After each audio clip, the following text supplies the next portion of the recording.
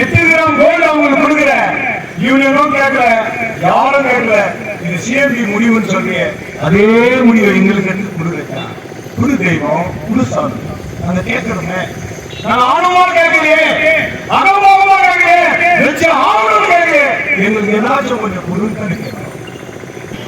நீங்க 15,000 அது என்ன எதுக்கு பத்தம்? ஒரு புள்ளி கொடுத்தாரு. நான் சாப்பிட்டு, என் பொண்டாட்டி சாப்பிட்டு, என் புள்ளிங்க சாப்பிட்டு, எங்க அப்பா அம்மா சாப்பிட்டு, அதுக்கப்புறம் அந்த சாப்பிடறதுக்கு என்ன தருங்க?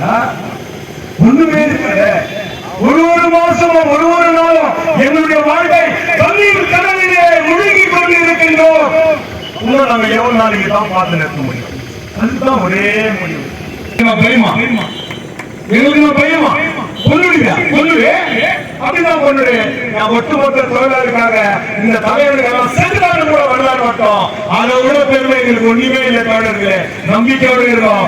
ஒற்றுமையே வலிமை.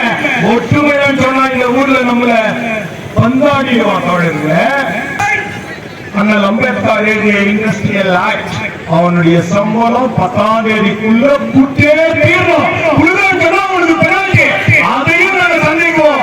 இன்னைக்கு எங்களுடைய ஒட்டுமொத்த நான் பர்மனன்ட் தோழர்களுடைய கிரைண்டிங், சிப்பிங், பெயிண்டிங் அவங்க சம்பளத்தை போடலன்னு சொன்னா அனைத்து ஆபீஸ்காரரும் இன்னைக்கு ஈகே ஆபீஸ் இல்ல, நாங்க வந்தே தீர்வோம். அது சட்டத்துக்கு வந்தாலே நாங்க வருவோம். உங்களை பேசிடுவோம். அதை பெற்றோர் மேலே சொல்ற தோழர்களே, என்னுடைய சப்மானைட் தொழிலாளிகளுக்கு போராட்டத்தில் இறங்கிட்டீங்க. உங்களுக்கு சம்பளம் இல்லை ராஜா, இதுக்கும் ஒரு எல்லை உண்டு.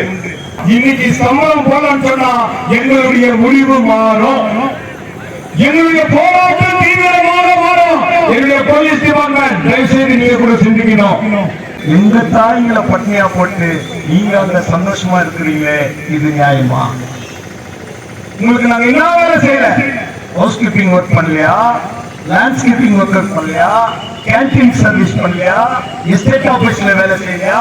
மெடிக்கல் சென்டர்ல வேலை செய்யலையா? டிரான்ஸ்போர்டேஷன்ல வேலை செய்யலையா? இல்ல லோடிங் அண்ட் லோடிங்ல வேலை செய்யலையா? இல்ல சர்வீஸ்ல வேலை செய்யலையா? உள்ள உனக்கு டெக்னீஷியனா வேலை செய்யலையா? இல்ல ஸ்கில்லா வேலை செய்யலையா? உன்னை மதிக்கலையா? உன் வார்த்தையை கேட்கலையா? என்ன செய்தோம் நாங்க தப்பு? சொல்லு.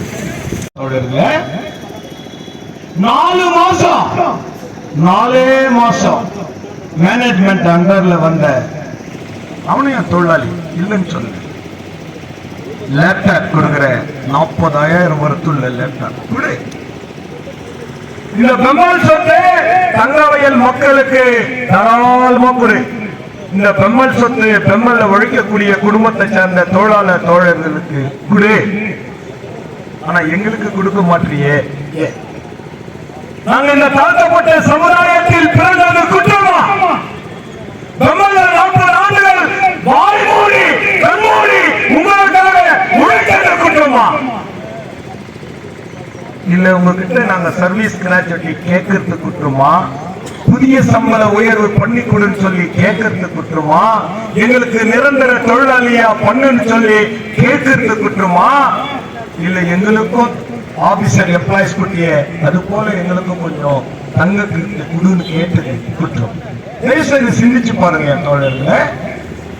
என்னுடைய அன்பு தாய்மார்கள் இன்னைக்கு கேண்டீன்ல மெடிக்கல் சென்டர்ல குளிர் மழை காற்று எதனாகட்டும் அந்த தண்ணியில ஊறி ஊறி ஊறி அவங்க உடம்பு கெட்டு நோய்வாய்ப்பட்டு இந்த குடும்பத்திற்காகவும் நான் வாழ்ந்ததுக்காகவும் இந்த பெம்மலுக்காகவும் எல்லாரும் நல்லா இருக்குன்னு வந்து உழைக்கிறாங்களே, இந்த தாய்களுக்கு கொடுத்து அழகு பார்க்க உனக்கு என்ன இல்லையா?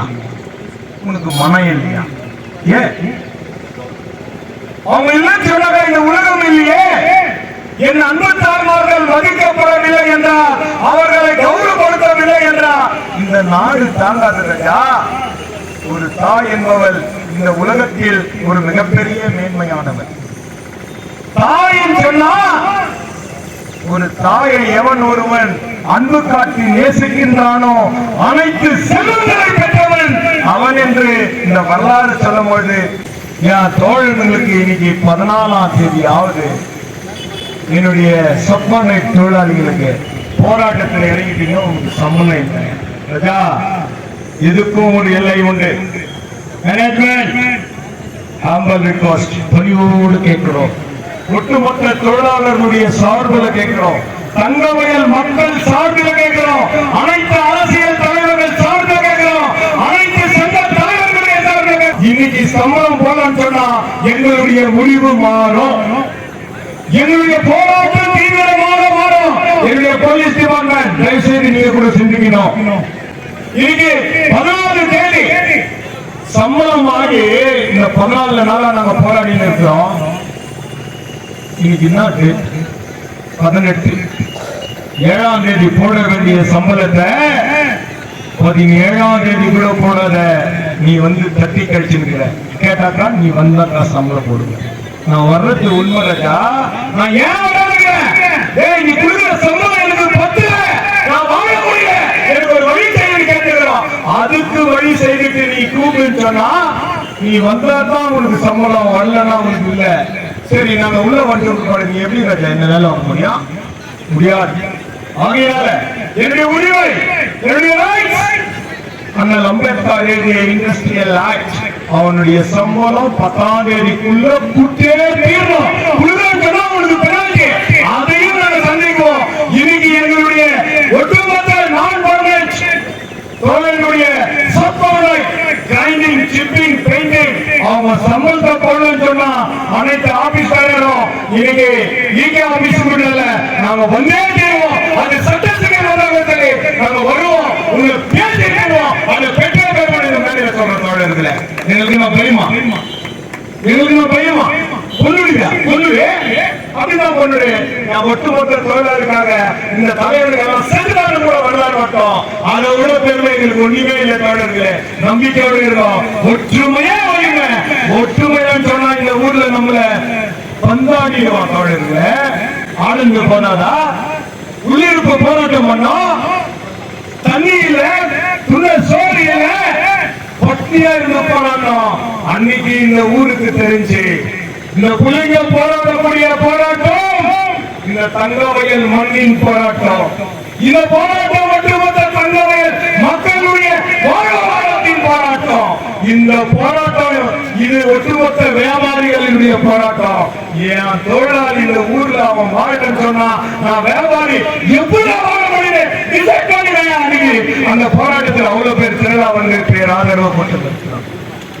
ஒட்டுமொத்த என்னுடைய முஸ்லிம் சமுதாயம் நபிகளே கூட்டிட்டு வந்து உட்கார வச்சு நம்ம மத்தியில பேசி நமக்கு ஒரு பெரிய ஆதரவு கொடுத்து நமக்கு நன்கொடை கொடுத்து இந்த போராட்டத்தை ஆதரிச்சிருக்கலாம். ஏன் அவங்களுக்கு இதுக்கு சம்பந்தம் இல்லைன்னு சொல்றியா? சம்பந்தம் இருக்குது. இந்த பெண்கள் பட்டியல்னா இந்த கான்ட்ராக்ட் தொழிலாளி 4000 குடும்பம் இருக்கும். இந்த 4000 குடும்பம் வாங்கினா இந்த என்ஜின் மார்க்கெட் இருக்கும். இந்த 4000 குடும்பம் வாங்கினா இந்த தங்கவயல் நகர சபை இங்க இருக்கும். இந்த 4000 குடும்பங்கள் வாங்கினா இந்த போலீஸ் டிபார்ட்மெண்ட் இந்த ஊர்ல இருக்கும்.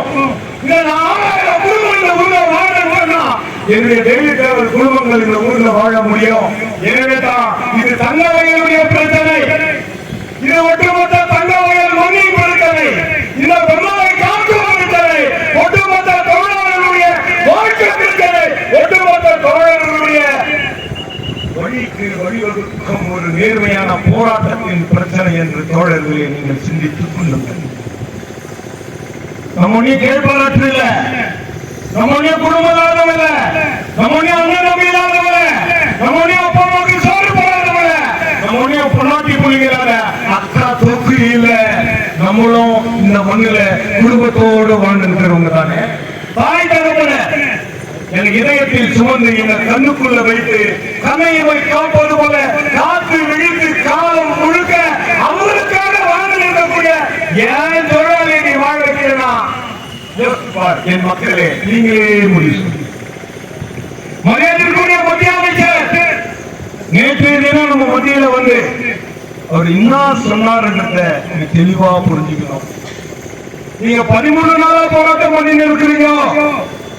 உங்களுடைய போராட்டம் நியாயமான போராட்டம். உங்களுடைய போராட்டத்தில் ஏன் இந்த சிஎம்டி கூப்பிட்டு பேசல? பேசுங்க. ஒண்ணுன்னா நீங்க ஆடியோ ரெக்கார்ட் பண்ணுங்க. ஏன் கூப்பிட்டு பேசல? அப்பாயின்மெண்ட் கேட்டாங்க. அப்பாயின்மெண்ட்டை பத்தி அவங்க கிட்ட நீங்க வந்து ஏன் எக்ஸ்பிளைன் பண்ணல? சம்பளம் கேட்டாங்க. சம்பளத்தை பத்தி பேச்சுவார்த்தை பண்ணி ஏன் அவங்களுக்கு புதிய சம்பளம் நீ கொடுக்கல? சர்வீஸ் கிராஜுவேட்டி கேட்டாங்க. 40 வருஷம் வேலை செஞ்சு வெறுக்கையில போறாங்கல்ல, ரிட்டையர் ஆகி போய் கேஸ் போடுறாங்கல்ல, அது உன்னுடைய டைரக்டர்ஸ் மீட்டிங்ல பாஸ் பண்ணி அவங்களுக்கு ஏன் சர்வீஸ் கிராஜுவேட்டி கொடுக்கல? கிஃப்ட் கொடுக்கல. 60 வருஷம் இந்த பெண்கள் பொன்விழா கொண்டாந்துக்கிற நீ, அனைத்து ஆபீசரை ஒன்றிணைத்த நீ, அனைத்து பெம்மல் கேஜிஎஃப், பெம்மல் மைசூர், பெம்மல் பெங்களூர், பெம்மல் பாலக்காடு 4 டிவிஷனை ஒன்னா சேர்த்து மைசூர்ல கொண்டாடின சந்தோஷம் கொண்டாடு.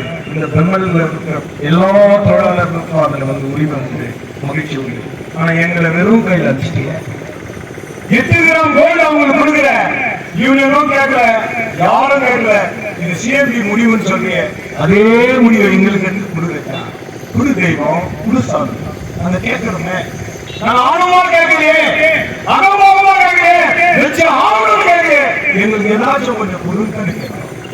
இந்த குழந்தை எங்களால வாழ முடியல, வாழ்வதற்கு எங்களுக்கு ஒரு வழிவகுத்து குருன்னு தானே கேட்கிறோம்.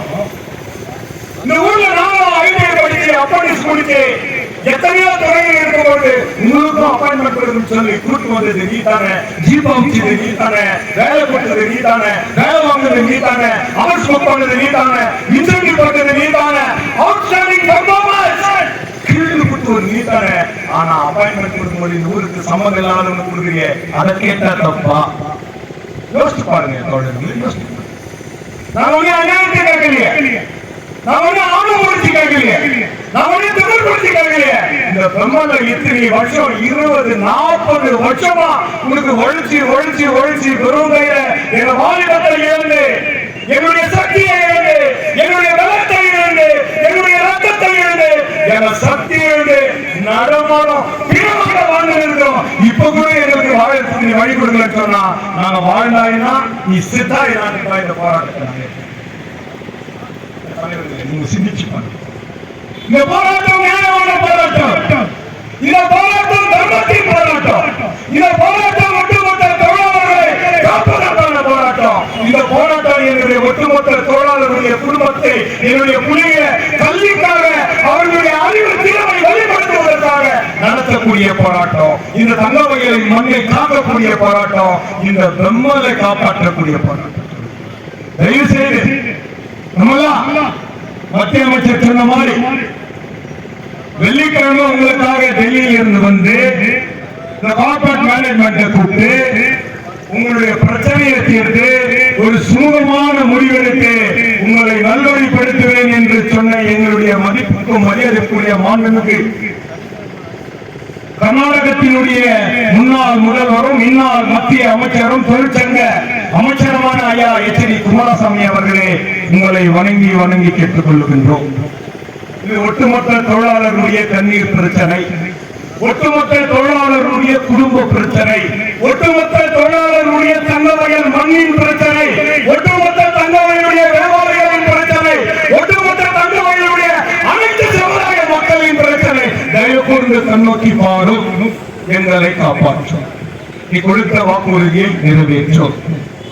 காலமெல்லாம் காலடியில வாழறதுக்கு நல்ல தயார். எங்களை வாழ வைத்தீர்களே என்னுடைய அரசியல் தெய்வங்களே, என்னுடைய அரசியல் மா வீரர்களே, என் அன்பு தாய்களே, இந்த அரசியல் காழ்ப்புணர்ச்சியை விட்டு இந்த புள்ளிங்க நல்ல புள்ளிங்க, இந்த புள்ளிங்க மெஜாரிட்டி ஷெட்யூல்டு காஸ்ட் சார்ந்த புள்ளிங்க, இந்த புள்ளிங்க தகவல் சுரங்க தொழிலாளி பெற்ற புள்ளிங்க, இந்த புள்ளிங்க இந்த மண்ணுல பிறந்த புள்ளிங்க, இந்த புள்ளிங்க இந்த பெண்களுக்காக உழைச்ச புள்ளிங்க, முழுவதும் கையில வீட்டுக்கு போன புள்ளிங்க, இன்னைக்கு எதையும் இன்றி தவித்து இருக்கக்கூடிய அவல நிலையில இன்னைக்கு 14 நாட்களாக நம்ம போராடி இருக்கிறோம்.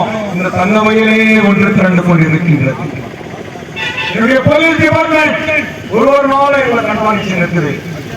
நாங்க ஒரு நாளும் தவறா பேசுறீங்க, நாங்க யாரையும் தரக்கூடியவா பேச தெரிய, எந்த மேனேஜ்மெண்ட்டையும் நாங்க வந்து கேவலப்படுத்தி பேசுறதில்லை. எங்களை கூப்பிட்டு பேசு.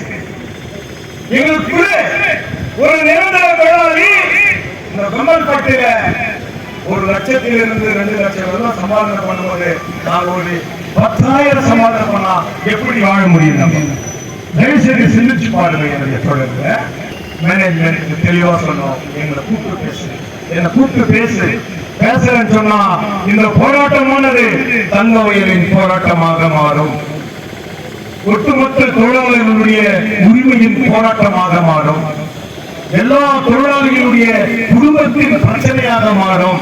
எங்களை அழைத்து எங்களிடம் பேசி வார்த்தை செய்து ஒரு சுமூகமான முடிவெடுக்க வேண்டும் என்று கேட்டுக்கொண்டு இந்த காலைய வேளையிலே 14வது நாளான போராட்டமாக இது நடைபெற்றுக் கொண்டிருக்கின்றது. இந்த போராட்டத்திலே நாளோறும் என்னுடைய தொழிலாளர் தோழர்களின் அன்பு தாய்மார்கள், அன்பு சகோதரிகள் இந்த பந்தல விட்டே போட்டு காலையில வந்தாங்கன்னா 5 மணி வரலும் இங்கேயே தாங்கினாங்க. அவங்களுக்கு பிரச்சனை இல்லையா? அவங்களுக்கு குடும்ப தொல்லை இல்லையா? அவங்க குடும்பத்துக்கு அவங்க சோட் போட வேணாவா? அவங்களும் பாடு எடுக்க வேணாவா? அவங்களும் அவங்கள பாதுகாக்க வேணாவா?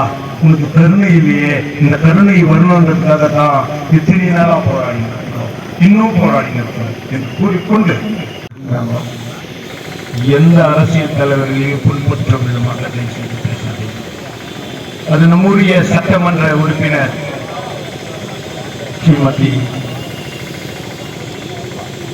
மேடமா இருக்கட்டும், இல்ல பாராளுமன்ற உறுப்பினர் எம்பியா இருக்கட்டும், இல்ல மத்திய அமைச்சர் மரியாதைக்குரிய தலைவர் HD குமாரசாமி ஐயாவா இருக்கட்டும், இல்ல பங்காப்பாட்டி MLA நாராயணசாமியா இருக்கட்டும், இல்ல அண்ணா மஞ்சுநாதா இருக்கட்டும், இன்னும் இருக்கக்கூடிய எத்தனையோ தலைவர்கள் நம் மத்தியிலே நமக்கு பேர் ஆதரவை தந்து கொண்டு இருக்கின்றார்கள்.